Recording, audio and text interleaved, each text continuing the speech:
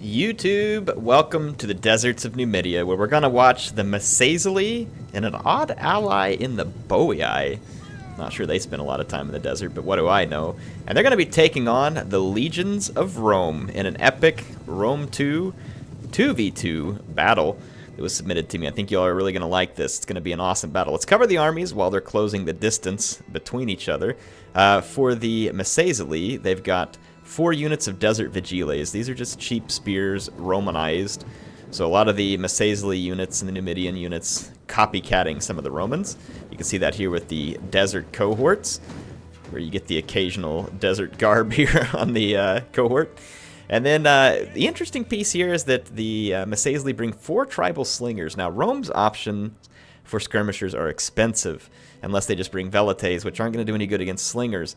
So Rome will have a hard time dealing with 4 slingers at a cost-effective rate. So I like that pick. And then there's going to be 2 Numidian riders, which are just kind of a cheap medium shock cav. And then you've got an armored Numidian riders, which is going to be a heavy shock cavalry.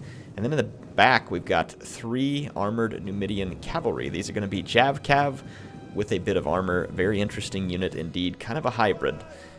So overall, though, there are, it looks like, let's see what I see, 6 Numidian desert cohorts. And now for the Boii, there's going to be 3 MLG Levy Freemen up front. These guys are still the best unit in the game, right?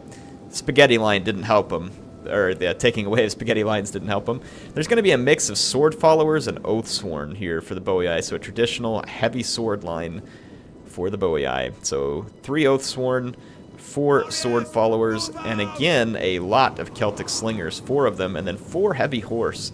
So Rome is going to be hard-pressed to match the skirmishing and cavalry advantage that the Boii bring. However, the Roman infantry probably can withstand the blows from the Boii sword line if it does so properly. For this Roman army, we're going to have 3 triarii, which is going to be a lot of heavy spears in this battle. So they may have been expecting chariots or more from the Masazili, potentially, I don't know, but that is a lot of heavy spear units. There's some Saki Equites here, some more Equites, and then some more Soki Equites on the other side, or Sockeye Salmon Equites, as Maximus would have said. Front line, we're going to have 3 Evocati cohort. Back line, 3 more Evocati cohort with a Roman Legatus. And then over here, oh, and for skirmishers on this side, we've got 2 auxiliary Syrian archers. Now on this side, there's 3 auxiliary Balearic slingers.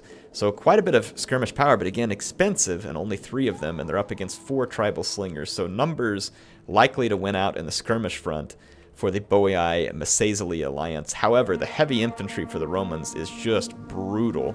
More Evocati cohort over here, mixed in with some veteran legionaries. So the amount of attack that these guys can deal, along with the heavy armor, high leadership, and just, I mean, absolutely brutal units here.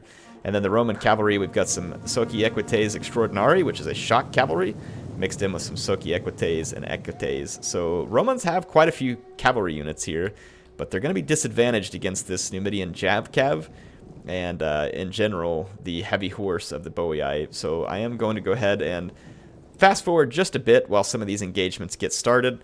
A straight-on melee engagement likely to favor the Romans here. So let's see whether or not the alliance here of Boii and Masazili can properly use their skirmishers and cavalry. So it's going to begin. You're going to see the 4 tribal slingers focus firing some of the Balearic slingers, and then the Roman player is going to make a fun play here. He's going to send forward his Vigiles to try and interrupt the skirmishing. This is a good way to try and undo a numbers advantage in a skirmish fight, is get the other guys to stop firing so you can do the damage. But some Desert Vigiles, and check it out, this is like a clone war here. Battle of the clones. But yeah, the tribal slingers off to a good start versus Rome. Off to a good start. And then the Numidian armored cavalry over there doing a little bit of harassment. Early on, here's going to come an engagement. The MLG Levy Freeman chasing away the Equites. Here comes the Oathsworn and sword followers going to engage the Roman lines head on. They will do very well in the charge.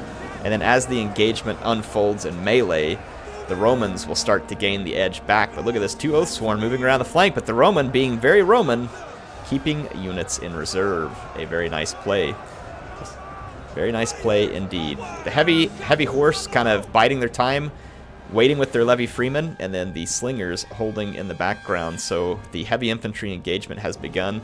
Over here, look at this Numidian riders being used very aggressively here, taking out a lot of Balearic slingers, and this is a great play by the Numidian player. This is going to leave his tribal slingers in a position to potentially do devastating damage late game, because remember in Rome 2, the unit health isn't showed the same as in Warhammer.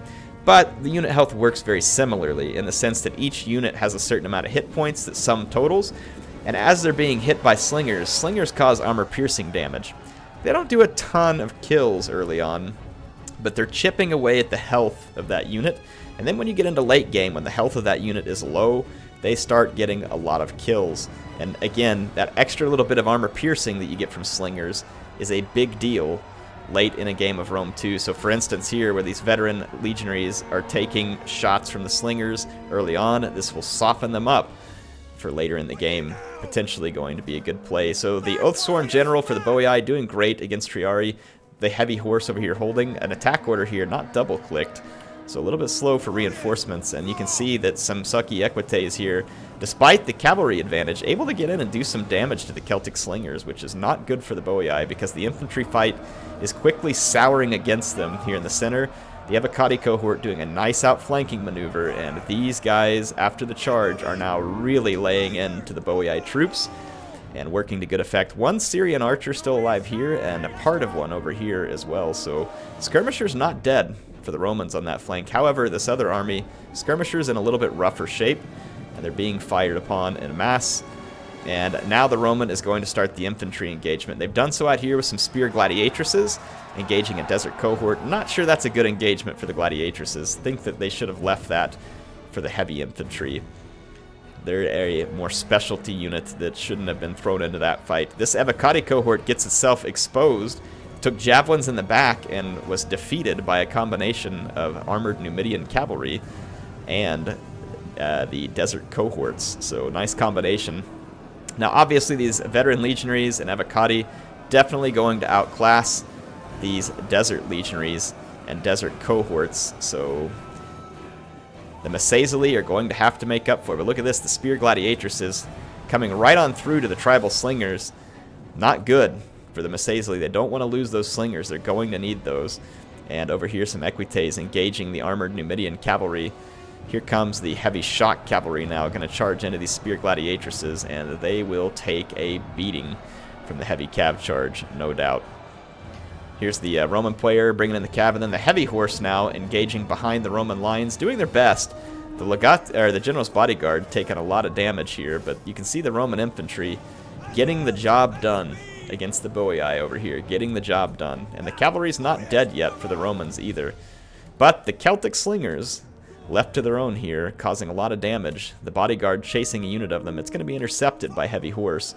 Romans will lose their general, but they can take a little bit of a beating on their leadership. The spear gladiatresses heavily damaged, but also getting some kills on the armored Numidian riders general unit there. And you can see over here the Equites engaging the armored Numidian cav. Armored Numidian cav holding up quite well. Of course, that is just Roman Equites.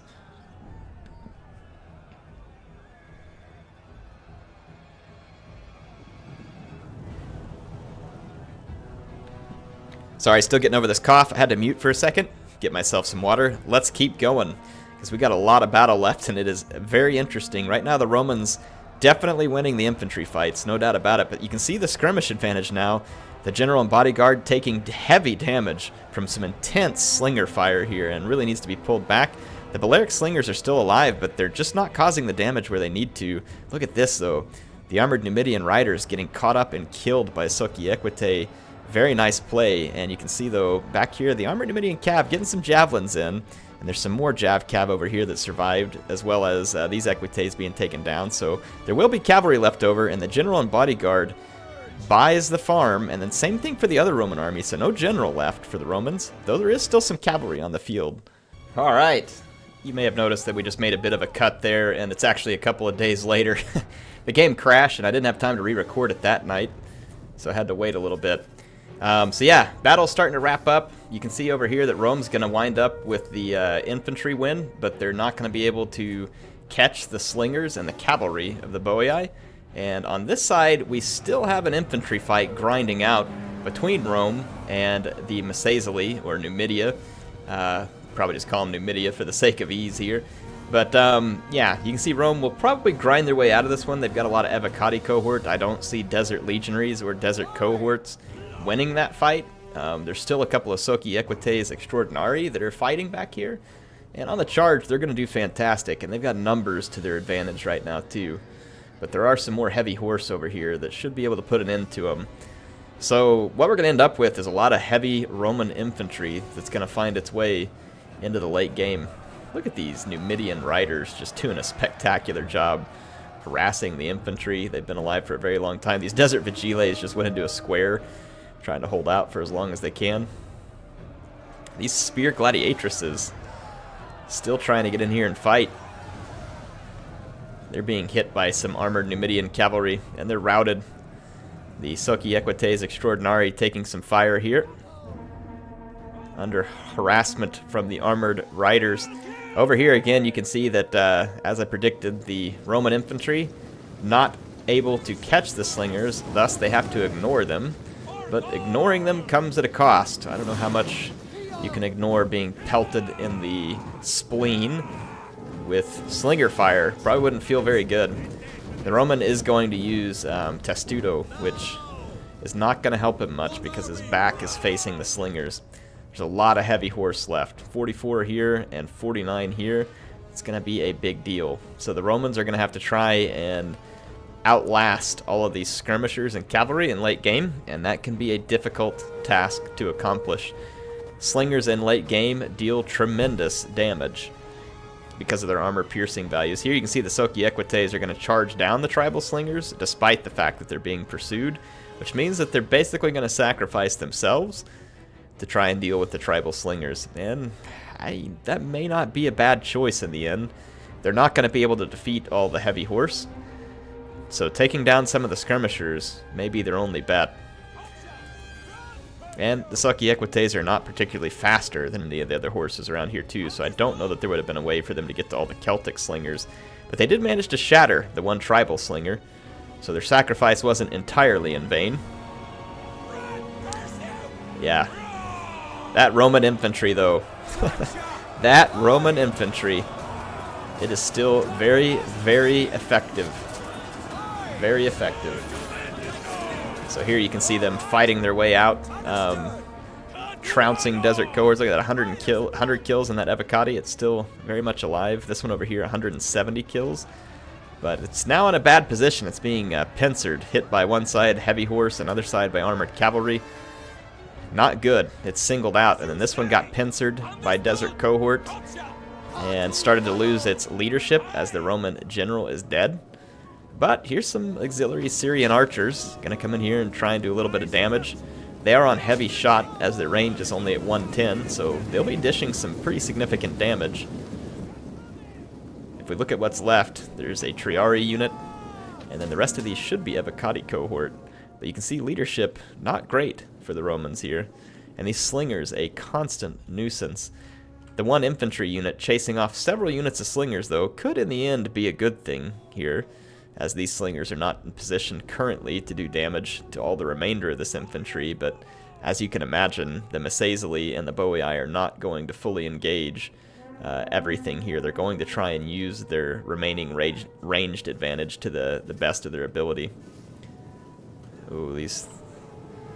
I'm surprised the Romans started moving. They should have stood still. They would have been able to tank that charge a lot better. Definitely should have remained braced. The slingers now picking at the infantry, almost ignoring the archers. The archers are going to return a little fire here, though. They can do some damage to that desert cohort, but the desert cohort isn't the problem. I almost feel like the archers should definitely be firing at the tribal slingers or the armored Numidian cavalry, one of the two, because that cavalry is now going to swing home here, and these Evocati cohort are actually wavering, which is incredible. The death of the general, they shattered. Holy cow. The death of that general, very significant here. The auxiliary archers falling back. So that armored cavalry, 185 kills, has been an extraordinarily effective unit. There's a couple of levy freemen. And you can see here the Romans getting a bit of the infantry engagement that they feel like they want, but these Celtic slingers and the tribal slingers are making their life miserable right now by just continuing to pour fire. And the armored Numidian riders here cycling their charges, causing damage, causing attack in the rear penalties. It's a big deal. And then the heavy horse, with their mass, they are going to be dealing some damage here in the late game. They may not be too gruesome, headlong into very fresh or well-braced infantry, but in late game, infantry's lost a lot of hit points. When you're slinging a heavy cavalry at them, they're going to feel it. And those Evocati cohort did indeed feel it. There's not many of them surviving. These slingers have their daggers drawn, so they must be out of ammo. But I think some of the Celtic slingers still have ammo remaining. And you're going to really see just a game of cat and mouse here. The Massaizali and the Boii fought hard to win their ranged and cavalry advantage, and they intend to push it to the very end here. They are indeed in an advantageous position over the Roman. The Roman is attempting to use Testudo here, but Testudo doesn't make you impervious. It definitely reduces the amount of hits you're going to get, but does not make you, well, I mean, especially if you turn your back to it, you're not going to be impervious. So yeah, they're going to take tremendous losses turning their back to those slingers. You almost have to stand there and take it. But they were being threatened by cavalry. There is no way to win there. It's a lot like Crassus at Carrhae. But yeah, in any case, the Romans about to give up here. Despite the valiant efforts of all the Evocati cohorts, the legions of Rome could not bring down the unholy alliance of Massaizali and Boii. Quite the epic battle here. So really appreciate all the players. It was a lot of fun. The two Roman players relying on that heavy infantry build, which is a big deal in Rome 2, and you can see it here. The number of kills. They decisively won an infantry fight, even up against the Boii, who are infantry powerhouses in their own right, with the sword followers and the Oathsworn. I mean, this is a significantly dangerous infantry line here from the Boii. Not a lot of factions can take that toe-to-toe, but the way that the Roman deployed the reinforcements and kind of bided that out, they definitely had their way to cut through the fight with the Boii. And then, of course, Numidians, not really going to be great engaging with Romans head-on, but I like the use of the Desert Vigiles as just kind of another unit, and honestly, pretty decent kill numbers out of most of the desert cohorts and legionaries. So, not a bad performance at all, really, all things considered, but really, the MVPs here, look at this armored Numidian cavalry. 210 kills with one, 206 with another. Just a spectacular use of that cavalry. Really well done. And for this first Roman player here, you can see veteran legionaries, 160 kills. Veteran legionaries, 194 kills. Evocati, I mean, these guys were cleaning house. 173 kills. But they could not kill the units that were left and that did the damage. 162 on this Evocati. So, I mean, the Evocati cohort perform. You get them into a melee fight, they're almost always going to perform well. And they're at a decent price point for that as well. But can't leave the slingers to the late game. They'll get you. They'll get you. Anyway, hope you all enjoyed this epic Rome battle. I really liked that one. Appreciate it being submitted. It's fun seeing the game played post the Ancestral update. I actually think the multiplayer is way, way better post-update. I know there's a few people who disagree with me, but it's so much better without the spaghetti lines, and the battles are more interesting. I love seeing these battles. It's a lot of fun. It's amazing how this game, being from 2012, for most intents and purposes is outdated, but the Ancestral update really did breathe new life into this. If you have an older computer that has a hard time handling Warhammer, Rome 2 does play easier on the computer, and it's a very fun game. So if you're looking for a way to get into Total War, it's a good one. And with the Ancestral update, it can actually be pretty highly recommended, in my opinion. Anyway, hope you all enjoyed it. HeirofCarthage, signing out for now. I will see you soon.